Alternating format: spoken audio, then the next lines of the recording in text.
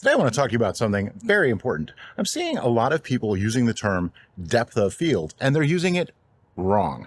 Okay, let me explain. First, the depth of field effect, where something's really in focus in the front and very blurry in the background, is not new. It's been around since photography began. It's not a new thing at all.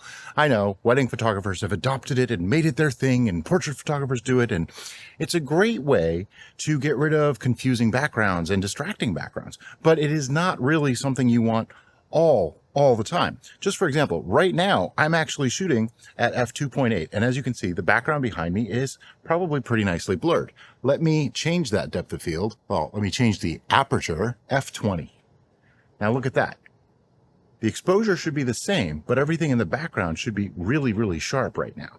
I'm going to put it back though. Okay, now we're back. So now it looks all kinds of pretty and stuff again. But let me explain what I mean by they've been saying it wrong. And it's usually saying it wrong, not actually utilizing it wrong. What they do is they say, I'm using a small f-stop number to get a lot of depth of field. Well, that's not really how depth of field works. See, depth of field is actually measured in shallow or wide or deep depth of field. So if you're using a wide open aperture, which is a smaller number, but it's actually a larger hole, you're getting shallower depth of field. You see the difference? They're saying it wrong, and that could be confusing to others. It totally was to me when I heard somebody doing it. So I don't know where this really came from, but somebody said more depth of field. More depth of field. It literally means getting a clearer view, having more in focus, not the other way around. And a lot of people get that confused.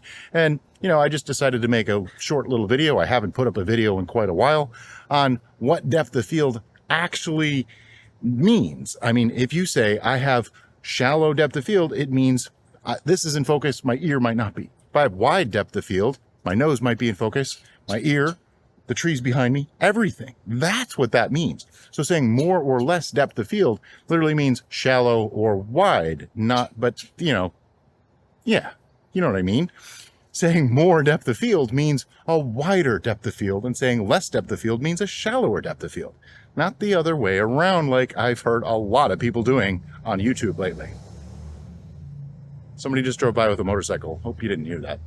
But anyway, that's all I got for today. Thank you so much for watching. See you next time.